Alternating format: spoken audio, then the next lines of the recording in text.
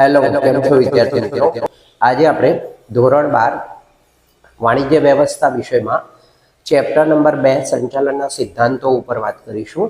તો સંચાલનના સિદ્ધાંતોની અંદર આપણે સ્ટાર્ટિંગમાં પ્રસ્તાવના અને એના જે મહત્વના મુદ્દાઓ છે એટલે કે એની વ્યાખ્યાઓ અને મહત્વના મુદ્દાઓ પર આપણે ચર્ચા કરી. આજે આપણે સંચાલનની વિચારધારાઓ પર વાત કરીશું. લાઈક કરો, શેર કરો, સબસ્ક્રાઇબ કરો. તો સંચાલનની વિચારધારાઓ કોને કહેવાય?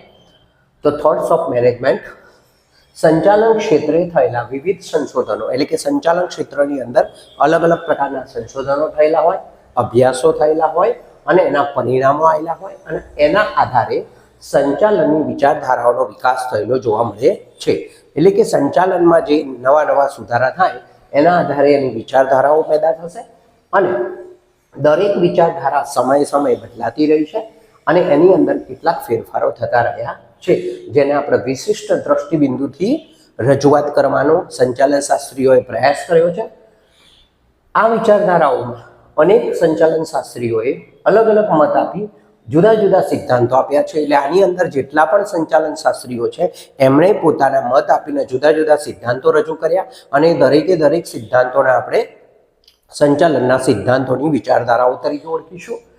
તેથી તેમાં પણ અનેક શાખા અને પ્રશાખાઓ, એટલે કે જે આપણી વિચારધારાઓ છે એની અંદર પણ શાખા અને પ્રશાખાઓ, એટલે કે એની પેટા વિચારધારાઓનો જન્મ થયો અને આ રીતે સંચાલનની વિચારધારાઓ અથવા તો અભિગમોનો વિકાસ થયો. તેને આપણે સંચાલનની વિચારધારા કે એના અભિગમો તરીકે ઓળખીશું. તો આમાંથી કેટલાક જે વિચારો છે જે સંચાલન શાસ્ત્રીઓ આપેલા છે, તો એમાંની પહેલી જે વિચારધારા છે એ છે પ્રશિષ્ટ વિચારધારાઓ. પ્રશિષ્ટ વિચારધારાઓ જેને આપણે થોટ્સ ઓફ ક્લાસિકલ થિયરી તરીકે ઓળખીશું. સંચાલનની વિચારધારાઓમાં 19મી સદીના અંત સુધીમાં જે વિચારધારાઓ રજૂ થઈ તેને આપણે પ્રશિષ્ટ વિચારધારાઓ તરીકે ઓળખીએ છીએ. પ્રશિષ્ટ વિચારધારાના મુખ્ય પ્રણેતાઓમાં આવશે Frederick Taylor, Max Weber, Gilbert, Henry Gantt, Henry Fayol. આ બધા એના વિચારધારકો છે, મતલબ કે એને બનાવવાવાળા આપણે કહી શકીએ. પ્રશિષ્ટ વિચારધારામાં ટેલરનો ફાળો, એટલે કે ફ્રેડરિક ટેલરનો ફાળો સૌથી અગત્યનો છે. ફ્રેડરિક ટેલરે આપેલા વૈજ્ઞાનિક સંચાલનના સિદ્ધાંતો સંચાલન વિચારધારામાં આજે પણ પ્રસ્તુત છે. એટલે કે ફ્રેડરિક ટેલરનો જે વૈજ્ઞાનિક સંચાલનનો સિદ્ધાંત છે એની રજૂઆત એણે પ્રશિષ્ટ વિચારધારામાં કરી. વૈજ્ઞાનિક સંચાલનનો મતલબ શું થાય? તો મતલબ કે વૈજ્ઞાનિક સંચાલન એટલે શું? તો આપણે જે પહેલાં પેઢીગત એટલે કે રૂઢિગત જે રીતિ રિવાજો ચલાવતા હતા, મતલબ કે જે કર્મચારીનું શોષણ થતું હતું, કર્મચારીને વધારે એને કામ બતાવીને એનું શોષણ કરવામાં આવતું હતું અથવા તો એને ઓવરટાઈમ હતો એના બદલામાં એને પગાર નહોતો આપવામાં આવતો. તો અભિગમ રૂઢિગત પદ્ધતિઓના બદલે, એટલે કે જે જૂની પદ્ધતિઓ હતી એના બદલે સમય અને ગતિ નિરીક્ષણ, એટલે કે સમયના આધારે એને વેતન આપવામાં આવે, કેટલું એણે વર્ક કર્યું એના આધારે એને વેતન આપવામાં આવે. ગતિ નિરીક્ષણ દ્વારા વૈજ્ઞાનિક રીતે રજૂ થયેલા સિદ્ધાંતોનો અપનાવવાની તરફેણ કરે છે. એટલે કે વૈજ્ઞાનિક જે સિદ્ધાંતો છે એને અપનાવવાની તરફેણ કરે છે ફ્રેડરિક ટેલર. અને સાથે સાથે વૈજ્ઞાનિક સંચાલનના સિદ્ધાંતનો મુખ્ય પ્રદાન, એટલે કે એની અંદર મુખ્ય જે બાબતો છે એ વ્યવસ્થાકરણમાં વિશિષ્ટીકરણ છે. વિશિષ્ટીકરણનો મતલબ થાય કે જે વ્યક્તિને જે કામ આવડતું હોય એ કામ એને સોંપવું, એને વિશિષ્ટીકરણ તરીકે આપણે ઓળખીશું. ઉત્તેજક વેતન પ્રથા, એટલે કે જેણે વધારે કામ કર્યું હોય એને વધારે વેતન આપવું, એને ઉત્તેજક વેતન પ્રથા આપણે કહીશું. જવાબદારી, એટલે કે જે વ્યક્તિ જવાબદાર હોય, એટલે કે જે વ્યક્તિ જવાબદારી ઉઠાવી શકે એને આપણે જવાબદારી સત્તા પ્રમાણે આપવી. અને કાર્યની વૈજ્ઞાનિક પ્રમાણે વહેંચણી કરવી, એટલે કે જે વ્યક્તિને જે કામ આવડતું હોય એની લાયકાત પ્રમાણે એને કાર્યની વહેંચણી કરવી. તો આને આપણે વૈજ્ઞાનિક પદ્ધતિ તરીકે ઓળખીશું. તો આ રીતે પ્રશિષ્ટ વિચારધારામાં ફ્રેડરિક ટેલરનો ફાળો છે. પ્રશિષ્ટ વિચારધારાની અંદર હેનરી ફ્યોલની જો આપણે વાત કરીએ તો હેનરી ફ્યોલે સંચાલનના સામાન્ય સિદ્ધાંતો આપી સંચાલનની વિચારધારામાં મહત્વનું યોગદાન કર્યું છે. તેમણે ધંધાકીય એકમના વિવિધ કાર્યોની સપાટી નક્કી કરી, એટલે કે એણે અલગ અલગ કાર્યો માટે સપાટીઓ નક્કી કરી અને ટોટલ 6 પ્રકારની સપાટીઓ એણે નક્કી કરી છે કે અલગ અલગ લેવલ પર કઈ રીતે અલગ અલગ કાર્ય થાય. તો આ રીતે એણે કાર્યોની મર્યાદા નક્કી કરવાનો પ્રયત્ન કર્યો, એટલે કયું કાર્ય કોને કરવું જોઈએ, કયું કાર્ય કેટલી મર્યાદાવાળું છે અને જુદા જુદા સ્તરે સંચાલકીય ફરજો બજાવવા માટે સંચાલનના સામાન્ય સિદ્ધાંતો માર્ગદર્શિકા સ્વરૂપે આપ્યા, એટલે કે ખાલી આપણને એક માર્ગદર્શન આપ્યું કે આ રીતે તમે વર્તન કરશો અથવા તો આ રીતે તમે તમારી પેઢીને કે એકમને ચલાવશો તો તમે સફળતા હાંસિલ કરી શકશો. તો આ રીતે એણે સિદ્ધાંતો રજૂ કર્યા. આ સિવાય પ્રશિષ્ટ વિચારધારામાં મેક્સ વેબરની અમલદારશાહી વ્યૂહરચના, એટલે કે અમલદારશાહી વિચારધારા, જેને આપણે કહી શકાય કે ફક્ત અમલદારનો જ હુકમ માનવામાં આવે, એના ઉપરી જે અધિકારી છે એના દ્વારા જ હુકમ આપવામાં આવે, નીચેના જે માણસો હોય છે એ હુકમને પાળવાનો હોય, એને અમલદારશાહી વ્યૂહરચના કહેવાય. પ્રદાન રહેલું છે 19મી સદીના અંત સુધીમાં ઔદ્યોગિક ક્રાંતિના પરિણામે સંચાલન અને ધંધાકીય જે સ્વરૂપ છે એ બદલાયું, એનું કદ બદલાયું. પરિણામે પ્રશિષ્ટ વિચારધારાની કેટલીક મર્યાદાઓ, એટલે કે પ્રશિષ્ટ જે વિચારધારા હતી એની કેટલીક મર્યાદાના કારણે એમાં ફેરફાર, એટલે કે એમાં બદલાવ કરવાની આવશ્યકતા ઊભી થઈ. અને તેની મર્યાદાઓની જો આપણે વાત કરીએ તો એમાં નાણાકીય ઉત્તેજન એને મહત્વ આપવામાં આવે છે, એની પહેલી મર્યાદા છે.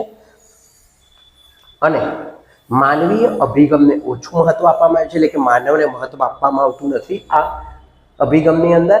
તેમજ અવૈધિક સંબંધોની અવગણના કરવામાં, જેના કારણે નવ પ્રશિષ્ટ વિચારધારાનો ઉદ્ભવ થયો. તો નવ પ્રશિષ્ટ વિચારધારાઓ એ સંચાલનની પ્રશિષ્ટ વિચારધારાઓની કેટલીક મર્યાદાઓ દૂર કરવા માટે કેટલાક સંચાલન શાસ્ત્રીઓએ એમાં સુધારા કર્યા, એટલે કે જે પ્રશિષ્ટ વિચારધારા હતી એમાં સુધારો કરવામાં આવ્યો. અને એ સુધારો કરી નવા અભિગમો પ્રસ્થાપિત, એટલે કે નવા અભિગમો સ્થાપિત કરવામાં આવ્યા, જેને આપણે નવ પ્રશિષ્ટ વિચારધારા તરીકે ઓળખીએ છીએ અથવા તો કહેવામાં આવે છે. 19મી સદીના અંત ભાગમાં ઔદ્યોગિક ક્રાંતિ, જે ઉપર આપણે જોયું કે 19મી સદીના અંત ભાગમાં ઔદ્યોગિક ક્રાંતિ થઈ, જેના કારણે નવી સંચાલન તરહની એટલે કે નવી વિચારધારાની જરૂરિયાત ઊભી થઈ. તો 20મી સદીના શરૂઆતમાં ઓસ્ટ્રેલિયન ઔદ્યોગિક મનોવૈજ્ઞાનિક એલ્ટન મેયો હોર્થોન પ્રયોગો આપે, એટલે કે હોર્થોન પ્રયોગો કર્યા અને વર્તનવાદી વિચારધારાને જન્મ આપ્યો. અને એટલા માટે એલ્ટન મેયોને નવ પ્રશિષ્ટ વિચારધારાના પ્રણેતા તરીકે ઓળખવામાં આવે છે. નવ પ્રશિષ્ટ વિચારધારાના અંદર સંચાલન અને વર્તનલક્ષી અભિગમ અને જૂથ વર્તન ઉપર ભાર મૂકવામાં આવે છે, એટલે કે ધંધામાં જે કામ કરતા જે કર્મચારી છે એના વર્તન ઉપર આપણે ધ્યાન રાખીશું.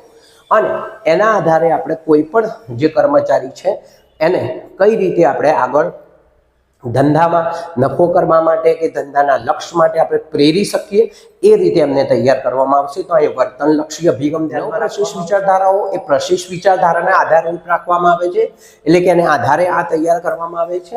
જેમાં અવૈધિક વ્યવસ્થા તંત્ર, એટલે કે જે વૈધિક વ્યવસ્થા તંત્ર હતું કે જેમાં વિધિસરની સત્તાઓ સ્થાપિત થતી હતી, અહીંયા આપણે આપણાપણાના સંબંધો, એટલે કે અવૈધિક વ્યવસ્થા તંત્ર, માનવ વર્તન એટલે કે માનવીના વર્તનને સમજવાનું, માનવ સંબંધો એટલે કે માનવો સાથે સંબંધો પ્રાપ્ત કરવાના, પ્રેરણાઓ એટલે કે એમને પ્રેરિત કરવાના વગેરેને તત્વોનો આની અંદર ઉમેરો થયો.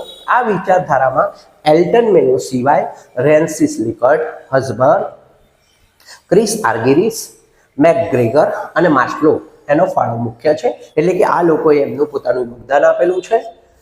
નવ પ્રશિષ્ટ સંચાલન તંત્ર વિચારધારા, એટલે કે આની જે પેટા શાખાઓ કહી શકાય, એક છે માનવ સંબંધો કે માનવ વર્તનવાદી વિચારધારા, એ એની પહેલી શાખા છે.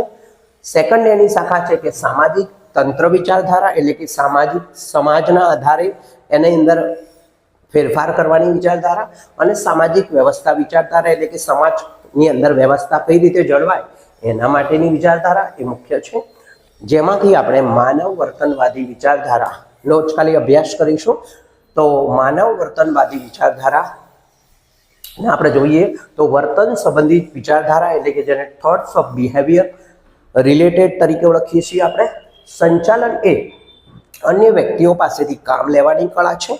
જેમ પ્રોફેસર ઉર્વિકે કહ્યું છે કે તમે તમારા માણસોને સાચવો તો તમારા માણસો તમારું બાકીનું બધું સાચવી લેશે. એનો મતલબ કે જો તમે તમારા કર્મચારીને સાચવશો તો તમારા કર્મચારી તમને નફો કરી આપશે, તમને કાર્યની અંદર એ પોતાનો વધારે ભાગ ભજવશે અથવા તો એની કાર્યક્ષમતાથી એ કામ કરશે. તો આ રીતે તમે જો કર્મચારીને સાચવશો તો કર્મચારી પણ તમારા એકમને સાચવશે. તો આ રીતે કર્મચારી કે વ્યક્તિ એ એકમમાં ખૂબ જ મહત્વનું સ્થાન ધરાવે છે કે અગત્યનો વ્યક્તિ કહી શકાય છે। સંચાલનમાં વ્યક્તિ મારફત થતું હોવાથી તેમ સંચાલન વ્યક્તિ મારફતે થાય છે અને સંચાલન વ્યક્તિ મારફતે થતું હોવાથી સંચાલનનો અભ્યાસ આંતરવૈયક્તિક સંબંધોનો અભ્યાસ કરી રહ્યો છે। એટલે કે એક વ્યક્તિનો બીજા વ્યક્તિ સાથેનો સંબંધ પણ સ્થાપિત આપણે કરીએ છીએ અથવા તો એક વ્યક્તિને બીજા વ્યક્તિ સાથે આપણે જોડાણ કરીએ છીએ। સંચાલકીય કાર્યનું અગત્યનું કેન્દ્રબિંદુ એ માનવ વર્તન અને માનવ સંબંધો છે। એટલે કે સંચાલનના કેન્દ્રબિંદુમાં માનવ વર્તન રહેલું છે, માનવ સંબંધો રહેલા છે। એટલે કે માનવીય સંબંધો ઉત્પન્ન કરવા અને એ ટકાવી રાખવા સાથે એનો સંબંધ છે।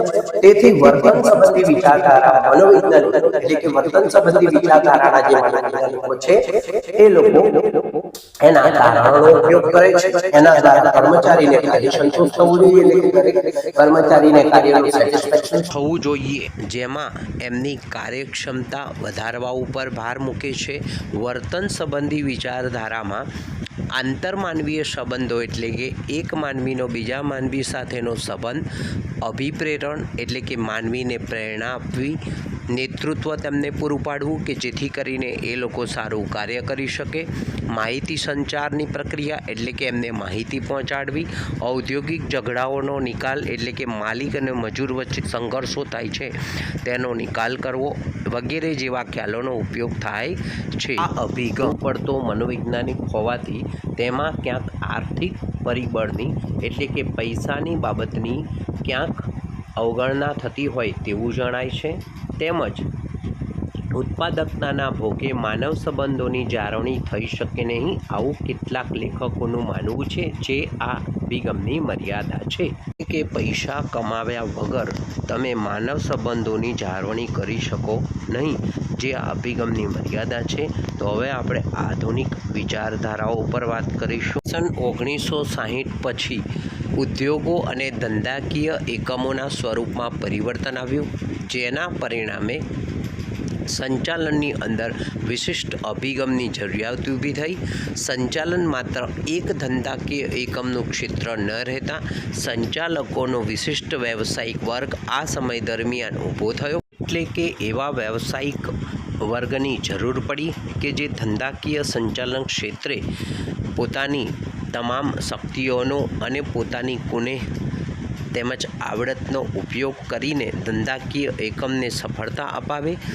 સંચાલનની સાથે મનોવિજ્ઞાન, આંકડાશાસ્ત્ર, સમાજશાસ્ત્ર, ગણિતશાસ્ત્ર અને કોમ્પ્યુટર ઇન્ફોર્મેશન ટેકનોલોજીનો ઉપયોગ પણ આ વિચારધારાની અંદર સમાવેશ કરવામાં આવ્યો।